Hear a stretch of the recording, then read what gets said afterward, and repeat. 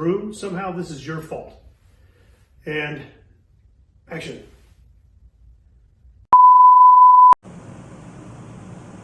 What do you mean, my fault?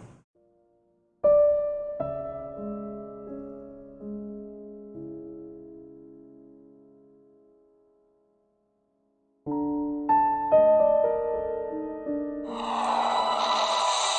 England, 1692.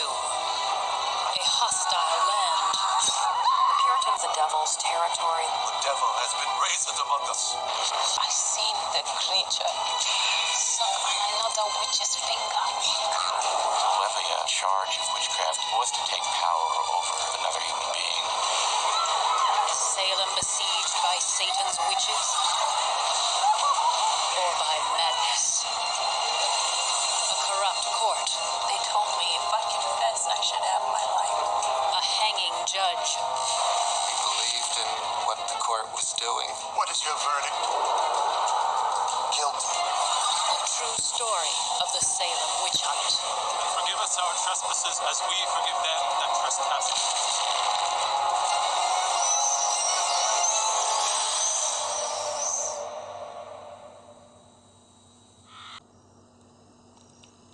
As society continues to develop and advance its understanding of the world, many who look towards the works of the supernatural as an explanation for unexplained phenomena steadily decline.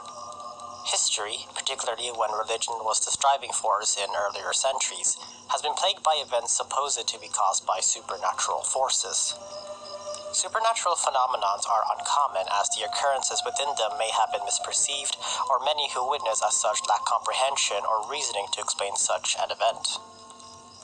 Now, of course, when we're talking about the supernatural, I'm referring to a manifested force beyond the scientific understanding. Mythologies that depict a supernatural manifestation include ghosts, demonic possessions, witches, and other prevalent phenomena that fall under this category. And we have precedents in our history of events that tell the tale of unfortunate people being mass persecuted for alleged supernatural abilities or conspiring with supernatural forces like the devil. However, it largely depends on the audience whether they're ideologically religious, superstitious, or mostly interested in the supernatural. Perhaps, who knows, but back then, merely telling people of your own volition of witnessing a supernatural phenomenon has its fair share of consequences, especially for those who were accused of witchcraft and persecuted without in-depth scrutiny from these accusations. And to that, Salem, Massachusetts was no exception to this, given its unfortunate history with mass accusations of witchcraft and eventual trial and persecution of many innocents. Events in the 17th century where Salem was riddled with witch hysteria is a tale for the fortunate listeners of the unfortunate sufferers.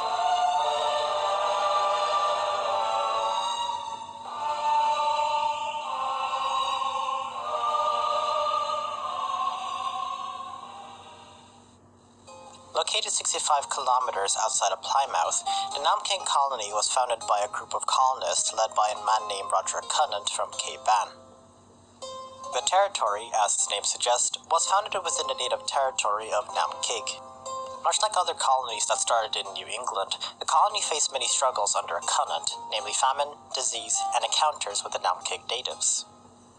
In 1628, the Massachusetts Bay Company sent out John Endicott to the Namkig colony in June of the same year, where he and his wife and 50 Puritans on board the New England vessel Abigail was under direct orders by the company to replace Roger Cunninght as soon as they arrived at the colony.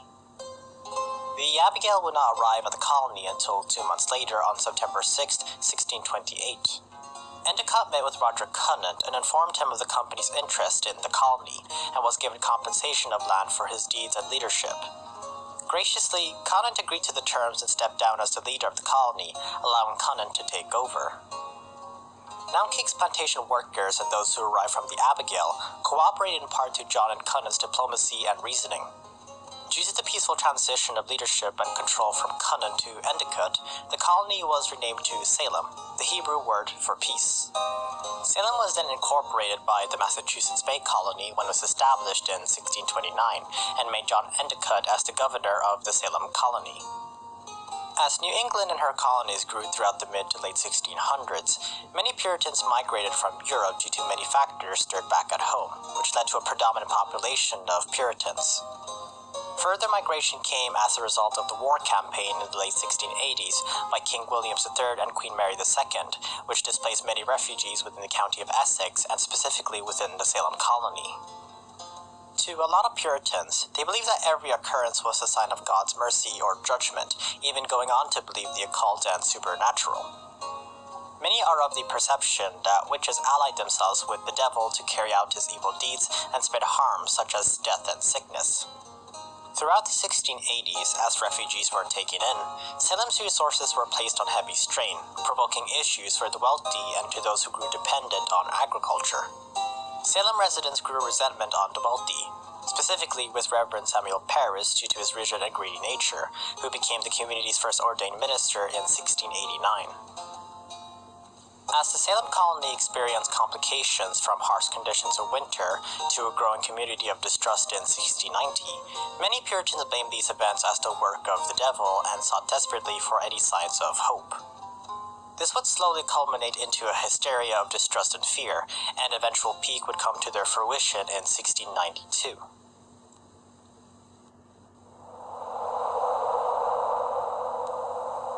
In the winter season of 1692, two young girls by the names of Elizabeth Betty Parris and her cousin Abigail Williams, the daughter and niece of Reverend Samuel Parris respectively, were described to have come with symptoms of convulsion. Testimonies detailed that both girls produced strange sounds, threw objects around, and contorted themselves into unusual positions. The community's physician, William Griggs, examined both girls but found nothing physical out of the ordinary. He gave an opinion that both were somehow affected by the devil, an evil hand, as he alleged that the afflicted caused them to suffer under these symptoms. By February 1692, Salem's magistrates Jonathan Corwin and John Hathorne pressured both afflicted girls to give false testimonies and accused three women within Salem for their afflictions: Tituba, Sarah Osborne, and Sarah Good. Starting off with Tituba, she was Reverend Samuel Parris's slave before he was an ordained minister in 1689, and was one of the first alleged witches accused by the afflicted girls.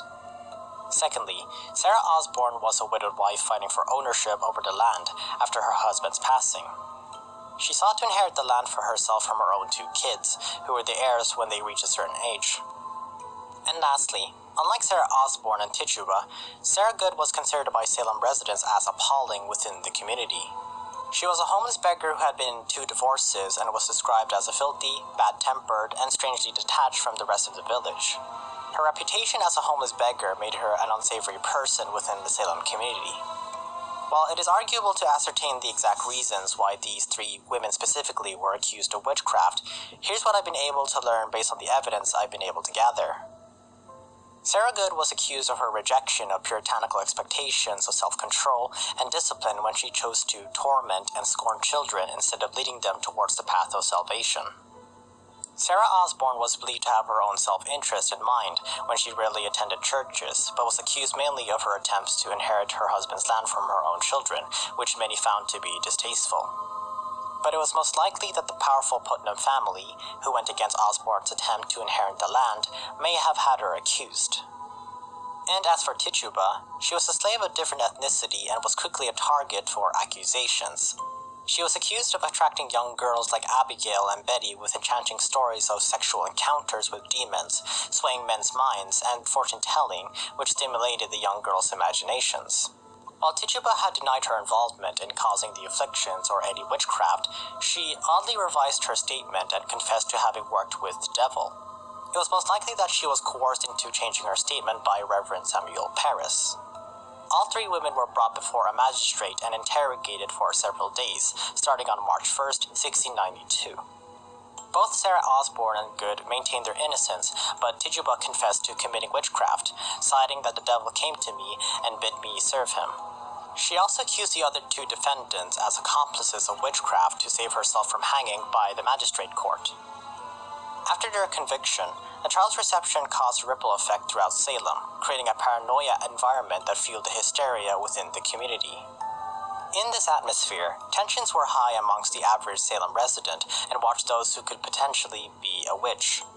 When a finger is eventually raised and the accused are arrested, the next sentencing won't be as soft as the first trial, as it would ultimately cost the lives of residents, many of whom would turn out to be innocent.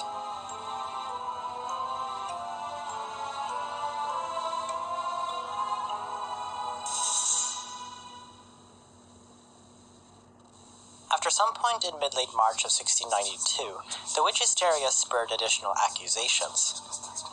Much like the previous trial, these individuals were accused by young girls. These included Martha Corey, Dorothy Good, Rebecca Nurse, and Rachel Clinton. What's different about these accused women was that 2 out of the 4 accused were respected Salem residents, namely Martha Corey and Rebecca Nurse. Their reputable status within the community was placed into question and created a false narrative that anyone within Salem could be a witch regardless of who they were. Under this false narrative, additions to the accused were not only applicable to those vulnerable, but now to those who were well respected and had influence within Salem. Martha was very outspoken about the first trial's credibility, mainly the testimonial accuracy of Betty Paris and Abigail Williams. While Martha asserted her position about the testimonies in trial, this alone resulted in her being accused by several young girls of witchcraft. Rebecca Nurse was the other accused woman who had a high esteemed reputation within the community, known for her annual church attendance, along with her husband, Francis Nurse, who was also considered reputable.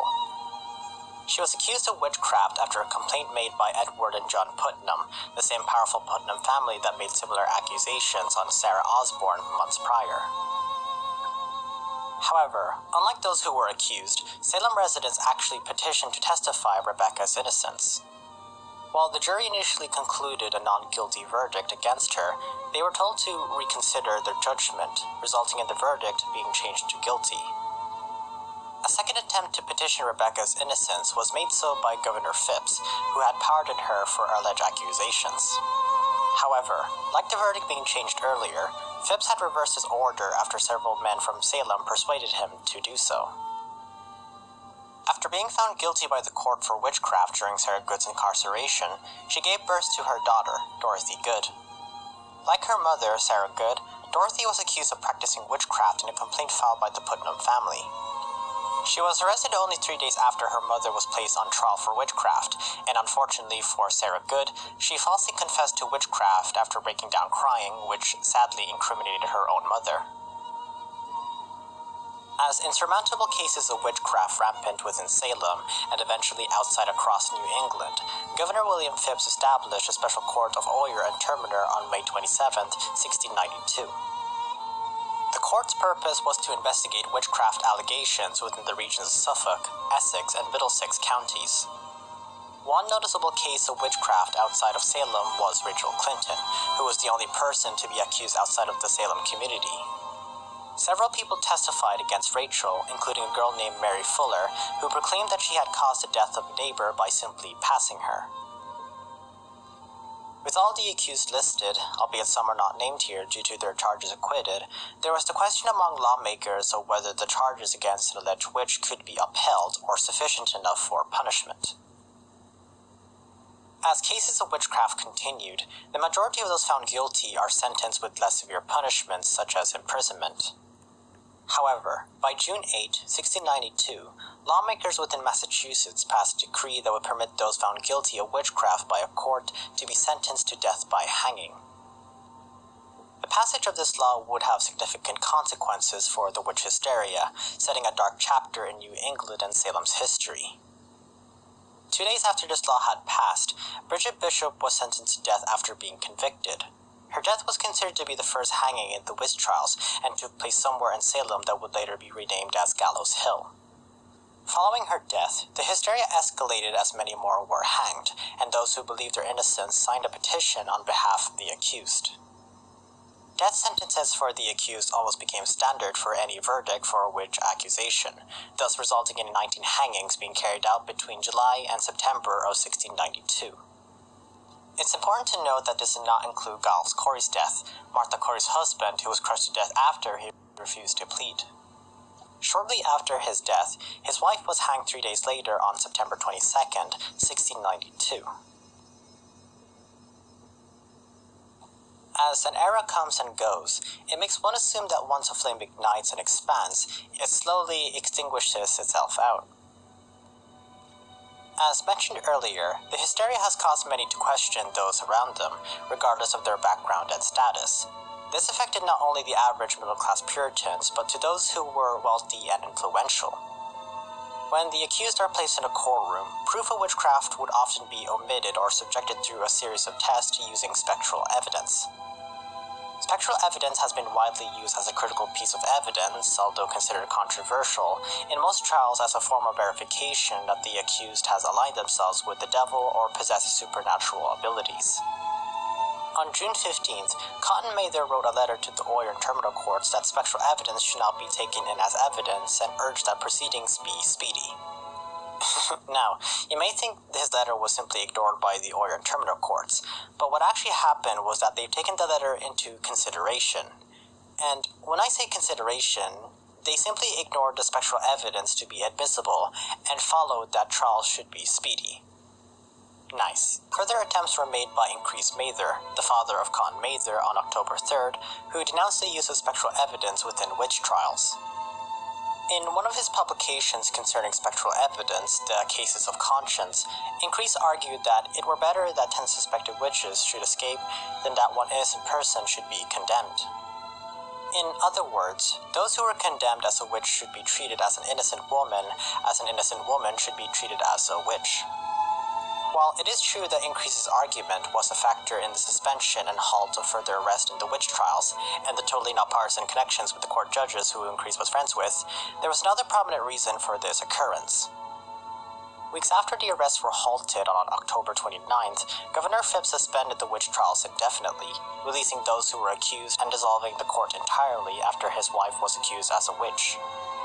The Court of Oyer and Terminer was eventually replaced with the Superior Court of Judicature, but under a new proceeding that disallowed spectral evidence to be taken as proof.